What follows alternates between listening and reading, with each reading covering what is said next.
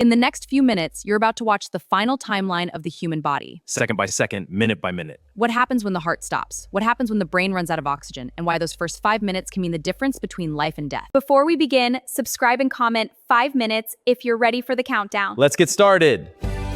Imagine that your heart has just stopped. Within seconds, your brain begins running out of oxygen. Cells start entering survival mode. Your senses disappear one by one. And inside your body, a countdown begins. But what actually happens during those first 5 minutes? The answer is far stranger than most people realize. Imagine that a person's heart has just stopped beating. No blood is moving. No oxygen is being delivered to the brain. No breath is entering the lungs. At this point, doctors refer to the condition as clinical death. Clinical death is not always permanent. If circulation can be restored quickly through CPR, defibrillation, or advanced medical care, some people can survive and even recover. This is why emergency responders often continue resuscitation efforts even after the heart has stopped. The body has entered a critical countdown, but the story may not be over yet. Many people confuse cardiac arrest with a heart attack, but they are not the same thing. A heart attack occurs when blood flow to part of the heart muscle becomes blocked. Cardiac arrest happens when the heart's electrical system malfunctions, causing the heart to stop pumping effectively. The consequences are immediate. Within seconds, blood flow throughout the body begins to collapse. Every organ now faces the same problem, a rapidly disappearing oxygen supply. Heart stops pumping blood. Your heart functions like the body's central pump. Every minute, it pushes liters of oxygen-rich blood through an enormous network of vessels. The moment it stops, this delivery system shuts down. Blood pressure falls dramatically. The brain no longer receives fresh oxygen. The kidneys stop filtering blood. The liver loses its supply of nutrients. Even the heart muscle itself begins to suffer from a lack of oxygen. Imagine a massive city where every power station suddenly shuts off at once. Communication systems collapse. Entire neighborhoods begin losing power. The human body experiences a similar crisis, only much faster. Oxygen delivery ends. Although oxygen remains inside the lungs for a short time, it can no longer reach the organs that need it. Without blood circulation, oxygen delivery stops almost immediately. The brain is especially vulnerable. Despite accounting for only about 2% of body weight, the brain consumes roughly 20% of the body's oxygen supply. Unlike many tissues, the brain stores very little energy.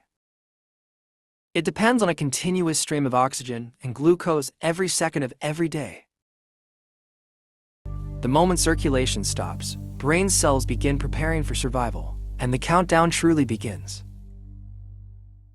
In the first few seconds after cardiac arrest, blood pressure plummets towards zero. Without the heart generating force, blood can no longer circulate through arteries and veins. Organs that depend on constant blood flow immediately begin to suffer. The collapse happens so rapidly that the body has virtually no time to compensate. Within moments, the brain experiences a sudden loss of circulation, and that leads to one of the fastest changes in the human body. Most people lose consciousness within seconds after cardiac arrest. The exact timing varies from person to person, but studies suggest it often occurs within about 5 to 15 seconds. The reason is simple. The brain is an energy-hungry organ. When blood flow stops, it can no longer maintain normal function. Awareness fades. Voluntary movement disappears. The person becomes unresponsive. To outside observers, it may appear as though everything happened instantly. Inside the body, however, the process has only just begun. Brain activity changes. Scientists have recorded dramatic changes in brain activity. Immediately following cardiac arrest, electrical signals begin to weaken as neurons struggle to function without oxygen. Communication between different regions of the brain becomes disrupted. Researchers have observed periods of abnormal electrical activity. During these early moments, exactly what these signals represent remains an area of active scientific investigation. But one thing is clear. The brain is entering a state unlike anything experienced during ordinary sleep or unconsciousness. The first minute, oxygen reserves being consumed. Even after circulation stops, some oxygen remains trapped inside tissues and blood vessels. Cells immediately begin consuming these remaining reserves. It's similar to a city relying on backup batteries after a major power outage. For a brief period, some cellular functions can continue, but the reserve is extremely limited. Every second that passes brings cells closer to a critical shortage. And nowhere is this shortage more dangerous than in the brain. As oxygen levels fall, cells activate emergency survival pathways. Normally, cells produce energy using oxygen through a highly efficient process called aerobic metabolism. Without oxygen, they are forced to switch to a much less efficient backup system known as anaerobic metabolism. This emergency mode produces far less energy. It also generates acidic waste products that begin accumulating inside tissues. The body's cells are now fighting for survival, but this strategy can only sustain them for a limited time. Among all organs, the brain is one of the least tolerant to oxygen deprivation. Neurons require a constant supply of energy to maintain electrical signals and communication networks. Without oxygen, those systems begin to fail rapidly. This is why restoring circulation quickly is so important. Every minute without oxygen increases the likelihood of permanent neurological damage. The clock is ticking. By the second and third minute after circulation stops, the brain faces a severe energy crisis. Neurons are among the most specialized cells in the human body. They rely on a constant supply of oxygen and glucose to generate electrical signals. Without that supply, the microscopic pumps that maintain the balance of sodium, potassium, and calcium inside cells begin to fail. As these pumps shut down, neurons lose their ability to communicate properly. Some cells begin swelling as water moves into them. Others become electrically unstable. The intricate network that once allowed thoughts, memories, and awareness to exist is starting to break down. The brain is still alive, but it is rapidly losing its ability to function normally. Electrical activity becoming disorganized. The brain operates through billions of electrical signals traveling between neurons. Under normal conditions, these signals are highly organized. Different regions communicate with remarkable precision. But as oxygen levels continue falling, that organization begins to disappear. Electrical activity becomes chaotic. Communication pathways weaken. Neural networks that once worked together begin shutting down. Researchers studying cardiac arrest have observed unusual bursts of brain activity during this period. Some scientists believe these bursts may represent the brain's final attempts to maintain function. Others are still investigating exactly what these signals mean. For now, they remain one of the most fascinating mysteries in neuroscience. Organ systems shutting down. The brain is not the only organ affected. Throughout the body, systems begin entering crisis mode. The kidneys stop filtering waste products from the blood. The digestive system slows dramatically. The liver can no longer perform many of its normal metabolic functions. Even the lungs, though still containing air, cannot deliver oxygen without circulation. Every organ is connected. When the heart stops, the entire system begins failing together. The body is no longer functioning as a unified whole. It is becoming a collection of organs struggling to survive independently. Interesting fact, the death surge, one of the most surprising discoveries in recent years, involves bursts of brain activity observed near the time of death. In some studies, researchers detected brief periods of organized electrical patterns after circulation had stopped. These patterns resembled activity normally associated with consciousness, memory, and dreaming. Scientists do not yet know exactly what causes them, and they do not prove awareness after death, but they reveal that the dying brain may be far more active and complex than we once believed. As the fourth minute approaches, the situation becomes increasingly dangerous.